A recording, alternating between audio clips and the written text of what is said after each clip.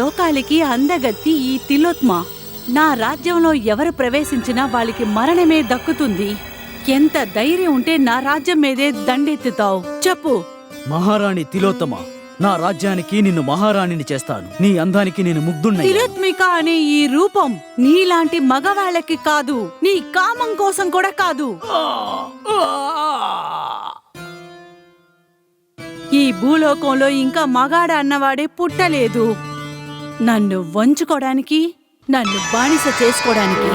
ప్రభు, ఇది మితిమీరిపోయింది. మనం ఎలాగైనా తిలోత్తమ శాపాన్ని తొలగించాలి, లేకపోతే తను పొందిన శాపాన్ని నేనెలా నివారించగలను? మీరు చేయగలరు, కానీ తిలోత్తమ ఒక మామూలు మానవ స్త్రీ కాదు. తను దేవునిచే శాపం పొందింది. తన శాపాన్ని పోగొట్టడానికి తనకు పుత్రుడు జన్మించాలి. ఒకవేళ నివర్తన కాకపోతే మగవాళ్లపై కోపం తెప్పించే శాపం అది. తను అతి సుందరంగా ఉండటం వల్ల మగవాళ్ళందరినీ చంపుకుంటూ వస్తుంది. అందువల్ల ఎంతమంది ఆడవాళ్లు విధవిగా మిగిలిపోతున్నారో మీకు తెలుసా? అది కాకుండా ఎంతమంది పిల్లలు అనాథగా మిగిలిపోతున్నారు. అందుకే ప్రభు, నేను వేడుకుంటున్నాను. సీత, నేను నీ కష్టాన్ని ఎరుగుదును. కానీ ఆ తిలోత్తమ పొగరుని అణచడానికి, అంతం చేయడానికి ఈ భూలోకంలో ఎవరూ జన్మించలేదు. అందువల్ల ఆ రాజ్యాన్ని వాయుపుత్రుడు హనుమంతుడు కాపాడును. నన్ను క్షమించండి ప్రభు, నేనే ఒక బ్రహ్మచారిని. ముల్లోకాల్లో నన్ను సంకట మోక్షుడు అని పిలుస్తున్నారు. హనుమంతుడా, నువ్వు సంకట మోక్షుడివి కదా. ఆ రాజ్యాన్ని మీరే చూసుకోవాలి. పురుషులెవ్వరూ రాజ్యం నుండి బయటికి వెళ్లకుండా మీరే అడ్డుకోవాలి. అంతా మీ ఆజ్ఞ ప్రభు. ఆ మహాపురుషుడు ఎప్పుడు దొరుకుతాడు? అసలు ఎక్కడ దొరుకుతాడు? యుగంలో నది తీరాన చేప పడుతుంది.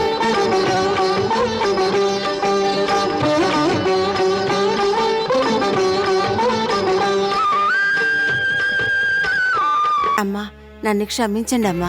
మా ప్రసాదం మీకు అందింది కదా. మీ ప్రసాదం నాకు దక్కింది. మీరు వెళ్ళి మీ పని చూసుకోండి. వెళ్ళండి. మహారాణి, మీరెందుకని ఏడుస్తున్నారు? మీకేం కష్టం వచ్చింది? తల్లి, ఆమెకి పెళ్ళయి 8 సంవత్సరాలైంది, కానీ ఇంకా తన నీళ్లు పోసుకోలేదు. ఆశీర్వదించండమ్మా, ఆశీర్వదించండి. బిడ్డా, బిడ్డా. తల్లి, మీరు నాకు ఏం చెప్పినా నేను ఉపవాసం ఉంటాను. మీకు నేను బంగారంతో కిరీటం చేస్తాను. నా కడుపు పండే వరాన్ని ఇవ్వు తల్లి. నా కష్టాల నుంచి విడవించు తల్లి. బిడ్డా, నేనందరికీ మంచి ఆలోచనలే ఇస్తూ ఉంటాను. కొంతమందికి శాపం కూడా ఇస్తాను. అమ్మా సరస్వతి, వినమ్మా. ఈ అంతఃపురంలో ప్రస్తుతానికి మంచి విషయం అంటూ లేదమ్మా. అమ్మా, ఈ మహారాణికి నువ్వు చెప్పే సమాధానం ఇదేనా? అవును బిడ్డా. మగబిడ్డైనా ఆడబిడ్డైనా ఇచ్చేది నేనే. అయినా నేనే చెప్తున్నాను, ఇంక నీ వంశానికి మంచి విషయం అంటూ లేదు. లేదంటే ఒక్క క్షణంలో నీ కడుపును నేను నింపేదాన్ని. ఇక నా జీవితానికి అర్థం ఏమిటి? అన్ని కుటుంబాలకి వరం ఇచ్చే మీరే ఇలా చెప్పారంటే ఇక ఏ దేవుడు నాకు సమాధానం ఇస్తుంది తల్లి? నా మాట ఎవరింటారు తల్లి? ఎవరింటారు? ఇక ఎవరు వినగలరు? ఎవరు వినరు తల్లి, ఎవరు వినరు. దేవుడు చెప్పిన తర్వాత ఇక ఆమె మంచి ఎలా జరుగుతుంది? అవును కదా, మరి ఇక వంశవృద్ధి ఎలా జరుగుతుంది? ఇలా జీవించడం కన్నా చావటం మంచిది. లేదు, లేదు, లేదు, లేదు.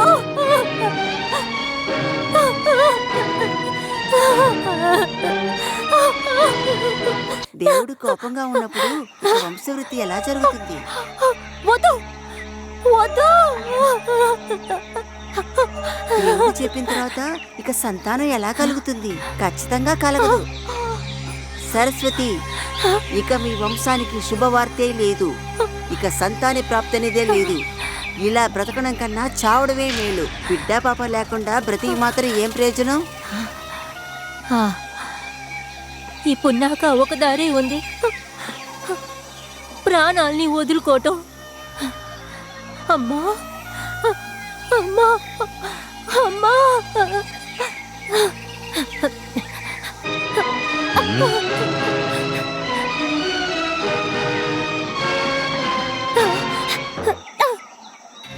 అలక్ నిరంజన్, ఆత్మహత్య చేసుకోవడం పాపం కదా. పాపాలు పుణ్యాలు చనిపోయే ముందు చూడ్రు. నన్ను చావనివ్వండి గురుగారు. నా కష్టం ఏమిటో నాకే తెలుసు. నీకే వరం కావాలి? నా కడుపులో బిడ్డగా రండి. నా కడుపు పండాలి. నా వంశానికి వృద్ధి చేయండి. నాకు అన్నీ తెలుసు. అప్పుడే నమ్ముతాను. లోకులకి వరాలిచ్చే ఆ దేవుడి కన్నా అన్ని సమానంగా చూసి మీరే గొప్ప అని. మీరే నాకిప్పుడు వరం ఇస్తే ఇక నేను అప్పుడు నమ్ముతాను. నేను ఎన్ని పూజలు చేసినా మీ దగ్గర నా శక్తే గొప్పదని. నా శక్తి సామర్థ్యాలతో నేను ఒక్క నిమిషంలో నీకు పుత్రభాగ్యాన్ని కలిగించగలను. కానీ భగవంతుడి ఆజ్ఞ లేకుండా ఆ పని నేను చెయ్యలేను. అయితే పుత్రుడు భాగ్యం ఇస్తానని అబద్ధం చెప్పి చనిపోయానని ఎందుకు ఆపారు? తప్పుడు ఆశను ప్రేరేపించలేదు. మీరు ఊరికే ఏదో ఒకటి చెప్పొద్దు. దయచేసి చావనివ్వండి. నిన్ను చనిపోనిస్తే నాకు పాపం చేరుతుంది. ఒకవేళ నేను చావకూడదంటే నాకు పుత్ర భాగ్యాన్నిచ్చి నన్ను మీరు కాపాడాలి. నీకు పుత్రభాగ్యం కలగాలంటే ఈ ఋషి వాక్కుని కాపాడాలి. ఏదో ఒక రోజు నేను మళ్ళీ వస్తాను. అప్పుడు ఒక్క క్షణం కూడా ఆలోచించకుండా బిడ్డను నాకు తిరిగిచ్చేయాలి. గురుగారు, నా కనుక పుత్రుడు పుట్టాడంటే ఆ సూర్యుణ్ణి సాక్షిగా పెట్టి కుంకుమపై ప్రమాణంగా చెప్తున్నాను. మీరు పిలవగానే పుత్రుణ్ణి పంపిస్తాను. మీరు గనుక నాకు వరం ఇస్తే తప్పకుండా నేను చెప్పినట్టే చేస్తాను. అలా అయితే సరే. తీసుకో ఈ ప్రసాదాన్ని. దీన్ని నీటిలో కలిపి నీ భర్తకు ఇవ్వు. మీ ఇంట్లో పసిబిడ్డ ఉంటుంది. ధన్యవాదాలు గురుగారు. అలాగ్ నిరంజన్. స్వామి, స్వామి, ఇలా చూడండి. దారిలో గురుగారిని చూశాను. ఆయన చెప్పారు దీన్ని నీళ్ళలో కలిపి ఇవ్వమని. పుత్రభాగ్యం కలుగుతుంది. తర్వాత ఆ తల్లికి ఉపవాసం ఉంటాను. బంగారపు కిరీటం వేస్తాను. ఈ ఊరు మొత్తానికి అన్నదానం చేస్తాను. ఇకపై ఎవరు తప్పుగా మాట్లాడరు. ఆగండి, మీరెక్కడికి వెళ్తున్నారు? ఏదో ఒక రాజాకి స్వామి గారు విభూది అవునా? ఇచ్చారంట. ఆయన అనుకుంది జరగడం కోసమంట. ఆ విభూది తిన్న రాజుగారు కాసేపట్లోనే చనిపోయారంట. నేను వెళ్ళొచ్చి తాగుతాను. ఈ లోపు నువ్వు సిద్ధం చెయ్యి. వంశం కోసం భర్తని కోల్పోతానా? భర్తని కోల్పోతానా? భర్తని కోల్పోతానా? భర్త చనిపోతే నాకిది అక్కర్లేదు. ఇక నాకిది అక్కర్లేదు. హ! అవమానము, అతి పెద్ద అవమానము. అలాగ్ నిరంజన్.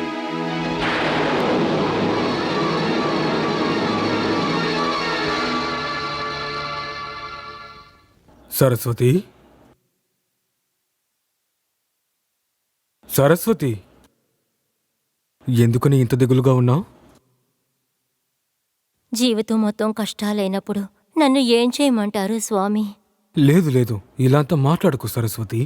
ఆ మందు వేసుకోవడానికి నేను సిద్ధంగా ఉన్నాను. తెలుసు తీసుకురా. ఎక్కడుందది? స్వామి, నేను ఆ మందుని పారేశాను. సరస్వతి, అవును స్వామి. పుత్రభాగ్యం కోసం భర్తని కోల్పోలేను. కానీ సరస్వతి, నువ్వు కష్టపడడం నా కళ్ళారా నేను చూడలేను. ఖచ్చితంగా కుదరదు.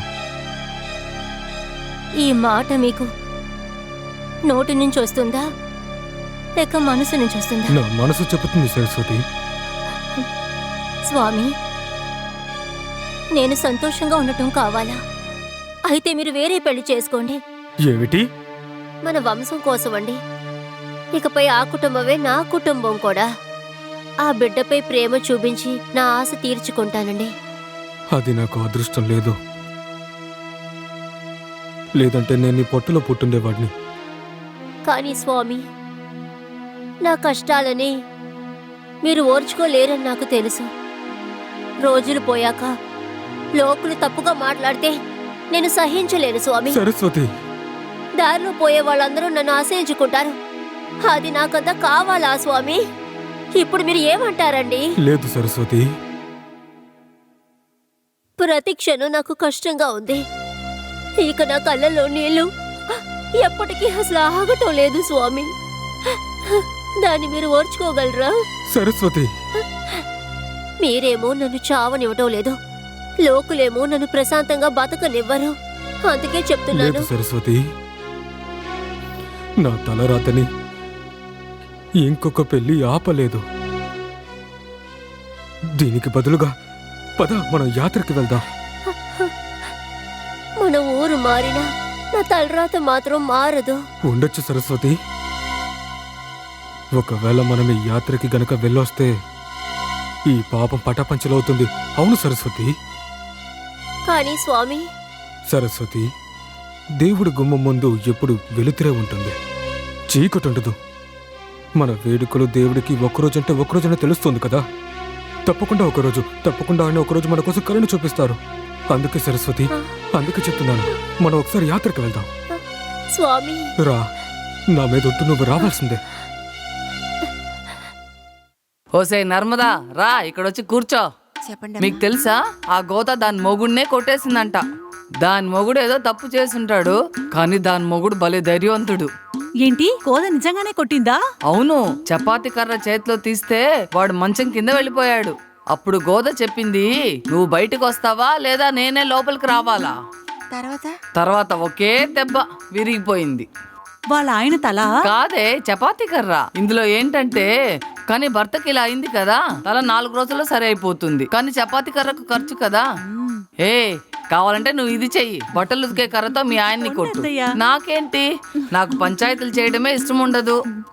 నేను సంతోషంగా ఉన్నాను, నా ఇల్లు కూడా చాలా సంతోషంగా ఉంది. తర్వాత నా మర్ది గారు కూడా. తెలియదా నీకు, దేవుడు. ఆ ద్వారకాలో ఉండే రుక్మిణే నా చెల్లెలు.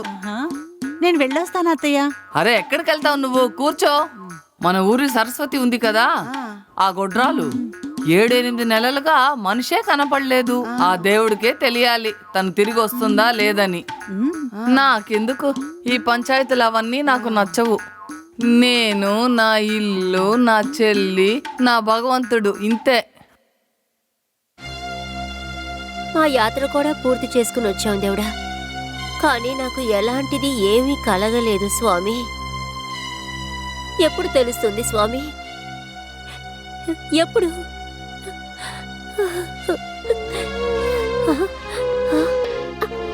ఏమైందమ్మా, ఏమైంది? ఏడవకూడదు సరేనా, నేను వచ్చేసానుగా. అరే కిందకి దింపు. నా పాపను అలా తీసుకెళ్లిపోతావు అనుకుంటున్నావా? నా పాప నీవు గొడ్రాలు. పాపను ముట్టుకుంటే ఇంకా అంతే.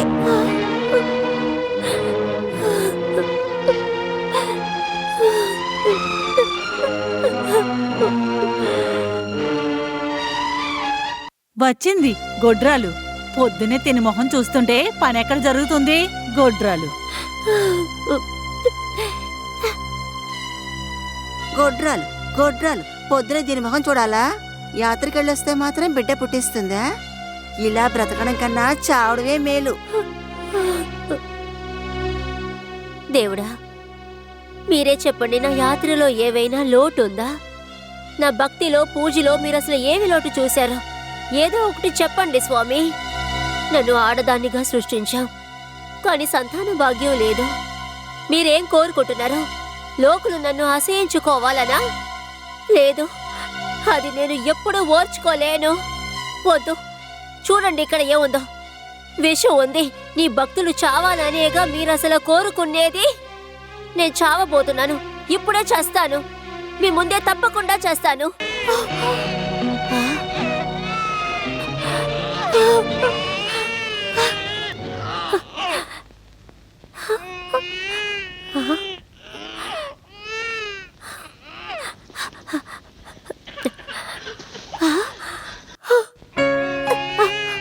అరే, ఈ బిడ్డ ఇక్కడ ఎలా ఉంది?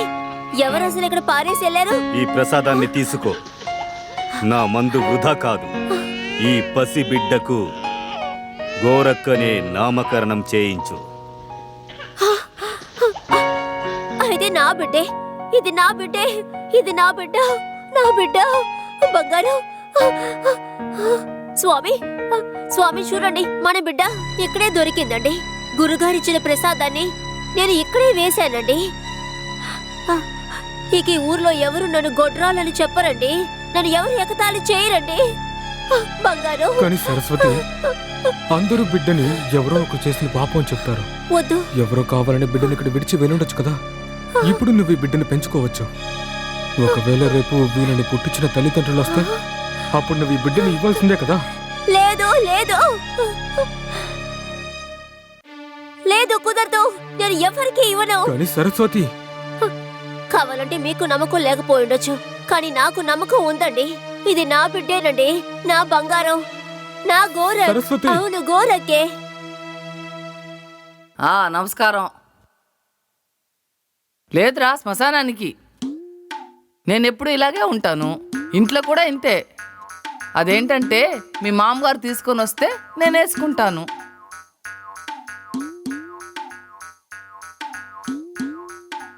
అరే వెదవా, అయితే నా పుట్టినరోజుకి వేరే బట్టలు వేసుకోవాలా? నన్ను ప్రశ్నలు అడక్కు, నోరు మూసుకొని నీ పని ఏదో అది చూసుకో. నన్ను చూడు, నేనేమన్నా పంచాయతీలు చేస్తున్నానా? నేను, నా ఇల్లు, నా భగవంతుడు, అంతే. ఓనన్నా, ఏమైంది? ఆకలిస్తుందా? కుమార్తె, కుమార్తె, కుమార్తె. నేను గోరాక్ని ఇవ్వను. నేను గోరాక్ని ఇవ్వను. అలక్ నిరంజన్. లేదు, నేను నా బిడ్డని ఇవ్వను. నేను నా బిడ్డని ఇవ్వను. తల్లి, భిక్షం వేయండి తల్లి. ఇస్తాను.